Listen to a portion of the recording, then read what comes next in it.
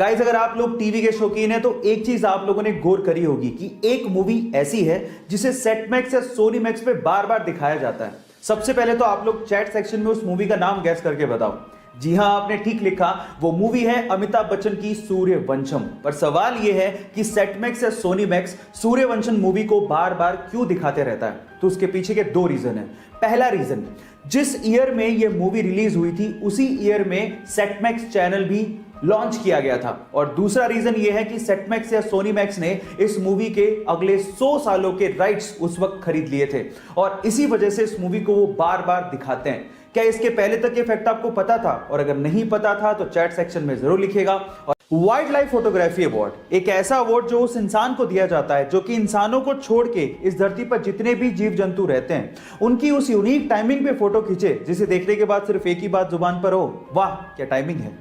तो यही अवार्ड 2019 में उस पिक्चर को दिया गया जो कि लंदन के एक अंडरग्राउंड रेलवे स्टेशन पर खींची गई थी।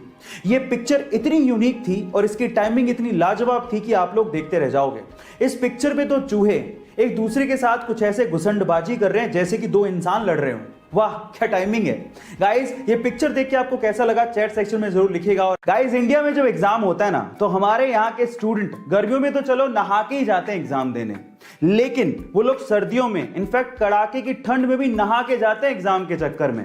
वो ऐसा इसलिए करते हैं ताकि नहाने के बाद ऊपर वाले का नाम लेंगे तो एग्जाम में अच्छे नंबर आएंगे। लेकिन ये सिर्फ इंडिया में होता है, साउथ कोरिया में इसका जस्ट उल्टा होता है। वहां के स्टूडेंट एग्जाम के दिनों में नहाना बंद कर देते हैं और रीजन जान के आप लोग हैरान रह जाओगे।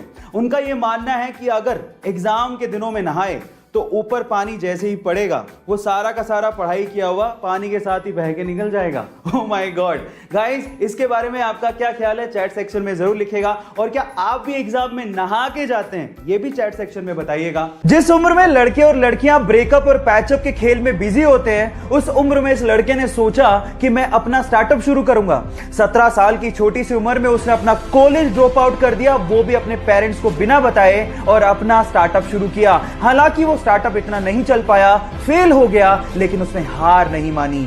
3 साल की कड़ी रिसर्च के बाद सन 2013 में उसने एक दूसरा स्टार्टअप शुरू किया और देखते ही देखते वो कंपनी इंडिया में $10 बिलियन की कंपनी बन गई। जी हां, मैं बात कर रहा हूं ओयो फाउंडर रितेश अग्रवाल की, जो कि इंडिया में यंगेस्ट बिलियनर भी हैं।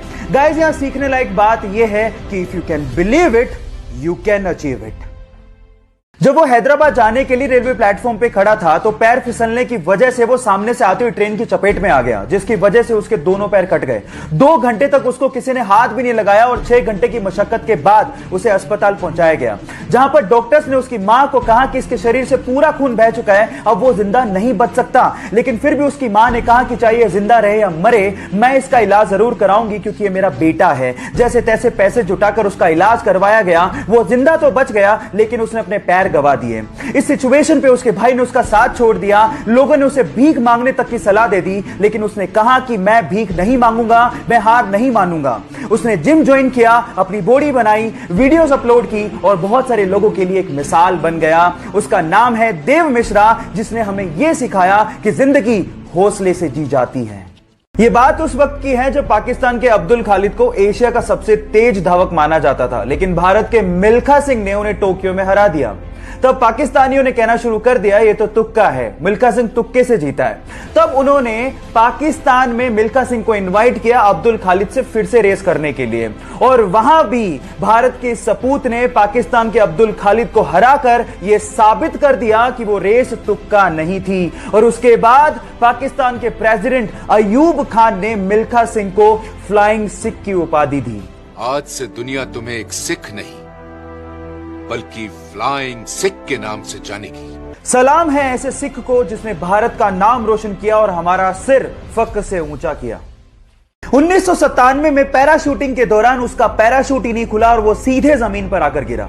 बुरी तरह से जख्मी होने के बाद वो कई महीने तक हॉस्पिटलाइज रहा, लेकिन उसके बावजूद भी उसके अंदर का एडवेंचर का जुनून खत्म ही नहीं हुआ। जैसे तैसे रिकवर करने के बाद माउंट एवरेस्ट को फतेह करने के अपने बचपन के सपने को पूरा करने के लिए निकल पड़ा और 23 साल की छोटी सी उम्र में उसने माउंट एवरेस्ट को फतेह कर डाला और यह कारनामा करने वाला यंगेस्ट ब्रिटिशर बना। Yes, I am talking about Bear Grylls, जो कि अपनी मैन वर्सेस वाइल्ड सीरीज के लिए विश्व विख्यात हैं। गाइस, यहां सीखने लायक बात यह है कि लाइफ में प्रॉब्लम्स सबके आती हैं, लेकिन जो उसका डट के सामना करते हैं लोग उसी के बारे में चर्चा करते हैं।